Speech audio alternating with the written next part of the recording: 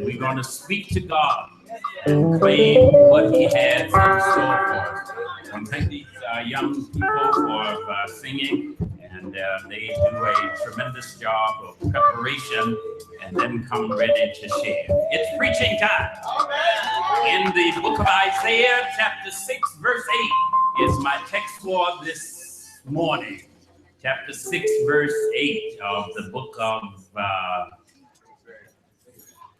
the only book in the Bible that has the same number of chapters as there are books in the Bible. 66. There's 66 chapters in it. And it can be divided 29 and 30. Was it 27 and 30? 39 and 27. Thank you all. I appreciate the young folks. Glad y'all know what y'all talking about. Y'all can help me with this. Amen. Isaiah chapter 6, verse 8. Also, I heard the voice of the Lord saying, whom shall I send, and who will go for us? Then said I, here am I, send me. Amen. Amen. And that's what I want to talk about, send me.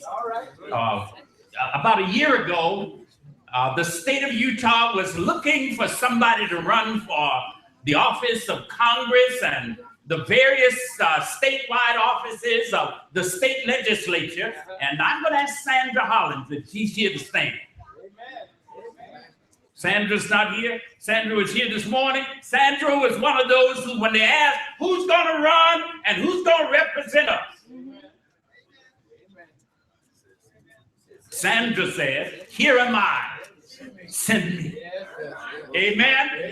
And isn't it great that we have a representative government where we can elect and select people who will go on our behalf and represent us to the best of their ability and try to make sure that they do nothing that's mean-spirited, nothing that's hateful, everything that's loving and caring on behalf of those they represent. Amen. Yes, sir. Yes, sir. Send me. I'll go. Send me. Now notice that the text has come from the book of Isaiah. It's before Jesus was born. It's years and hundreds of years before Jesus was born. And the people of God are looking for somebody that will go on their behalf. And the first thing that has to happen is it's time for a changing of the guard. I was in the military a few years ago, and when I was in the military, every now and then I would be assigned to guard duty. Hated it. Especially if my assignment was in the middle of the cold night in Thailand or somewhere where the snakes were. Hated it.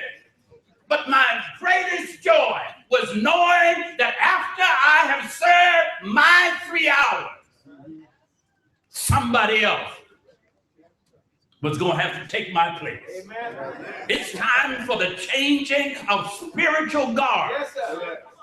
And my sister, my brother, you and I can no longer depend on mama and daddy to get us through. And young folks, listen. You've got to have your own faith and belief in God. And you cannot any longer depend on somebody else.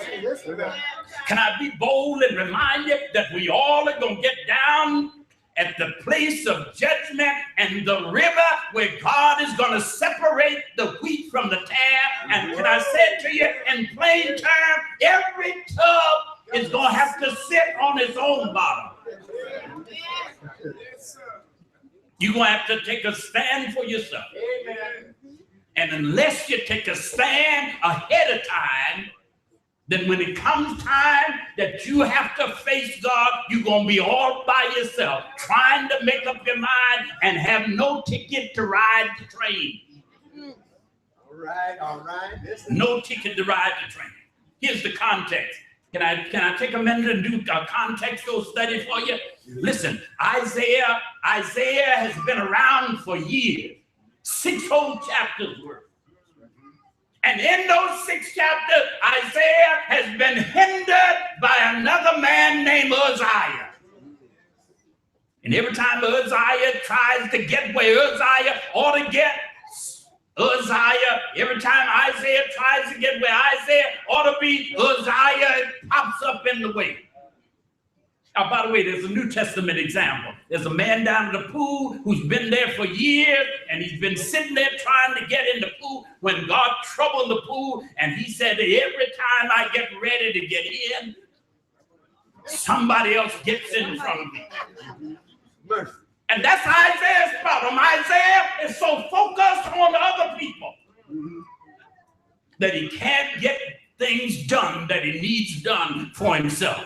And that's your and my problem oftentimes, is that we are so caught up in who else is around, who's watching, who's looking, who else is standing in our way, and we can't make it in ourselves.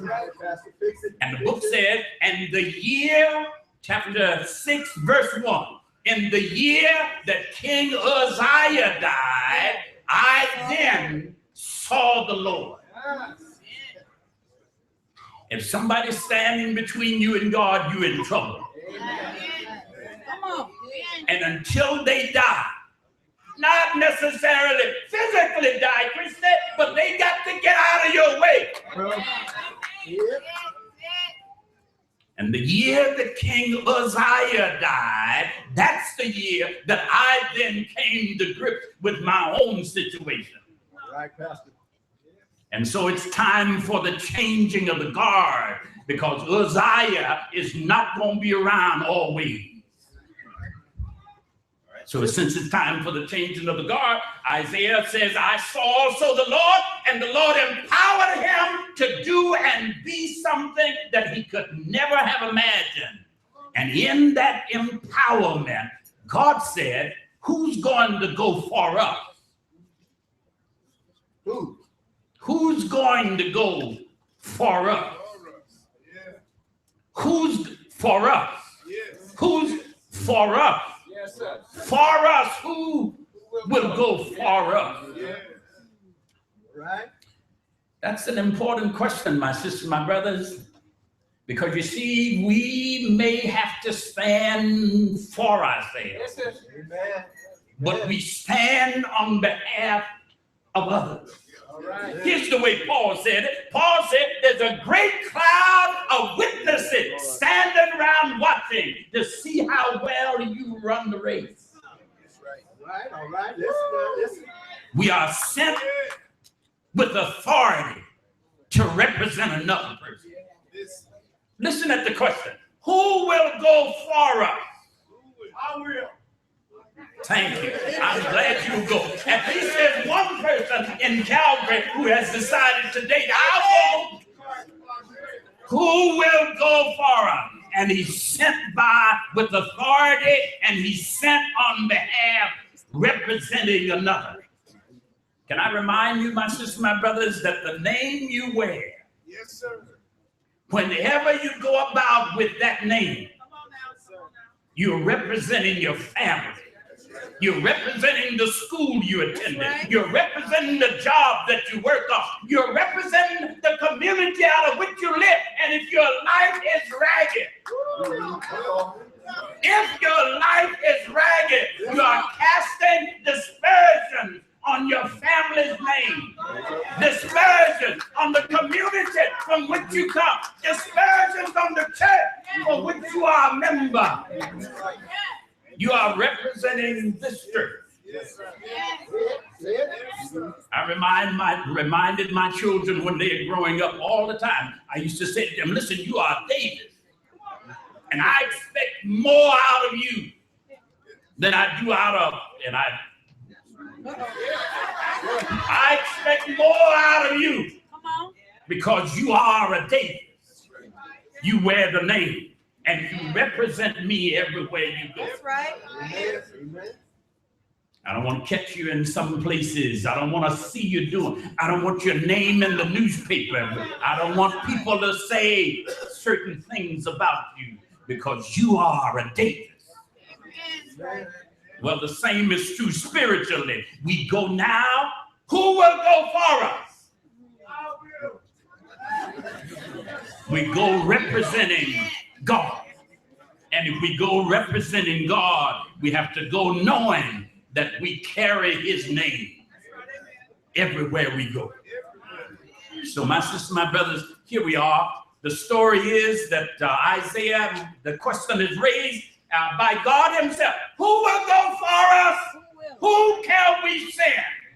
And the answer is, here am I. Send me. I'll go. God is always speaking and always enlisting some help. First time we see that real vivid is when Moses was leading the children of Israel. Some scholars say there were literally millions of them. And the Bible said that every day Moses would have people lined up around the block trying to get to him to share with him their problems. And his father-in-law, Jethro, by the way, men, father-in-laws can be, his father-in-law, Jethro, said, this thing that you're doing is not any good. You're going to wear yourself out trying to answer all of everybody's problem, trying to deal with the whole team. You can't handle the defense and the offense. That's right. You can't handle the kickers and the runners.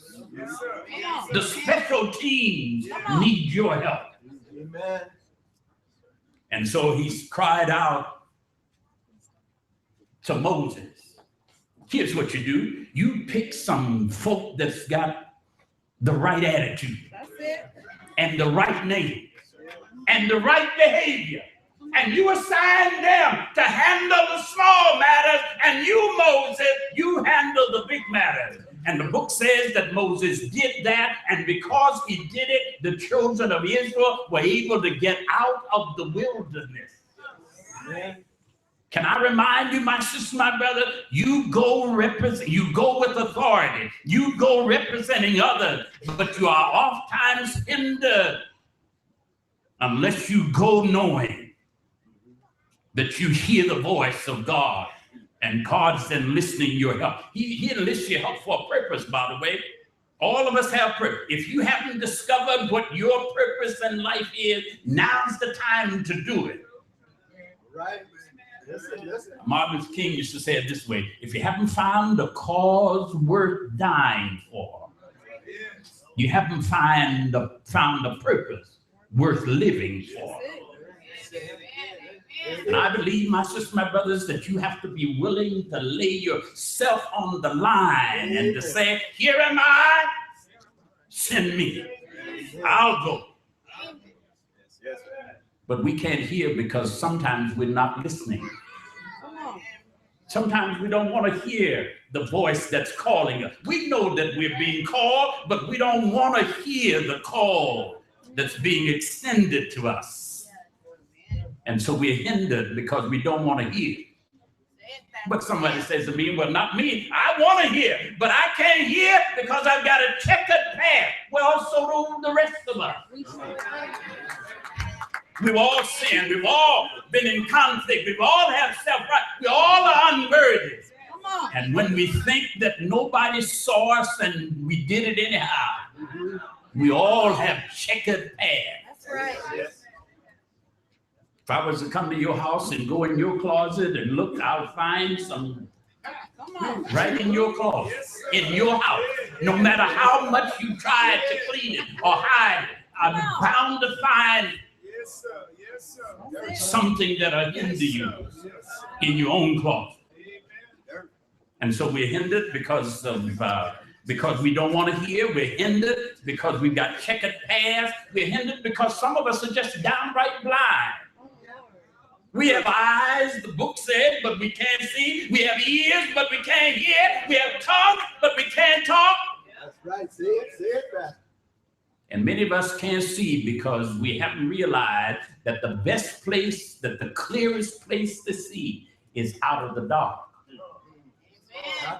Can I say that one more time? That the clearest view that you will ever see is when you look out of the dark. into the light. It is out of the dark. That's why David said, yea, though I walk through the valley of the shadow of death, I will fear no evil, for thou art with me. Thy rod and thy staff, they comfort me. I can look out of the dark and see the light. I can look out of the dark, and the clearest view sometimes is through the tears that fill your eyes. Trust in man is when you put your trust in man, you are deciding that you'd rather bury your hopes than hold on to them. Let me say that one more time. When you put your trust in man, you have decided that you'd rather bury your hopes than hold on to them. I grew up in Georgia. And in Georgia, we didn't have any artificial lights. We had no electrical lights. We had a kerosene lamp at my house. And you could see the stars and the moon as bright as could be every night. And then my dad made a sad mistake, decided to get our house wired for electrical current. And he wired our house for electrical current and hang a big light outside. And you could be inside all night long looking for the stars, and you never could see one. I came to Utah looking for the stars, and I seldom see one. But I found out how to see stars. You turn the lights out in the house and then look out, and you can see the stars. And so in your own life, there'll be these dark places, and you'll be hindered because you're blind. But then lastly, some of us are hindered because we're just too close to home. We're just too close to home. It's familiar territory. We're comfortable where we are. Our apple cart has not been upset. We're just too close to home. Jesus had that problem, you remember? The book says that he couldn't heal. He couldn't do any good when he was in his own hometown. Familiarity breeds contempt. People are thankless when you become too familiar with them. People's hearts are hardened, and they reject the message when you're just too close to them. So I've come then this morning to remind you that it's time for a changing of the guard. And if the guard is going to change, your name is being called. Betty, Louise, Teresa, Willie, Charlie, James, your name is being called. Listen for your name and then be ready to answer. It's time for a changing of the guard. And God will send you with authority. And if God sends you with authority, you'll go representing him. And although you're hindered from going, you ought to be able then to cry out, I'll go if I have to go by myself. Anybody know that gospel song? Listen, I'm learning how to sing. Sister Laura Edith is helping me, and I'm learning how to sing. Go ahead, Pastor. I'll go if I have to go by myself. Hey, Pastor. I'll go if I have to go by myself. If mother don't go, if father don't go, if sister don't go, if brother don't go, I'll go if I have to go by myself. You know that song was right there? I'll pray if I have to pray by myself. I'll pray if I have to pray by myself. If father won't pray, if mother won't pray, if sister won't pray, if brother won't pray, I'll pray if I have to pray by myself. I'll go if I have to go by myself. I'll go if I have to go by myself. If father don't go, if mother won't go, if sister won't go, if brother won't go, I'll go if I have to go by myself. Who will go for us? Here am I. Send me. The doors of the church are standing wide open, and there's the question out there, will you go? Will you become a responsible member of the Church of Jesus Christ? Will you stretch out on him and let him be King of Kings and Lord of Lords? Will you make up your mind that you're not lying? You gonna go? I'll go if I have to go by myself. I'll go if I have to go by myself. If mother don't go, if father don't go, if sister don't go, if brother don't go, I'll go if I have to go by myself. It's mine. I'll sing if I have to sing by myself. I'll sing if I have to sing by myself. If mother don't sing, if father don't sing, brother, sister don't sing, brother don't sing, I'll sing if I have to sing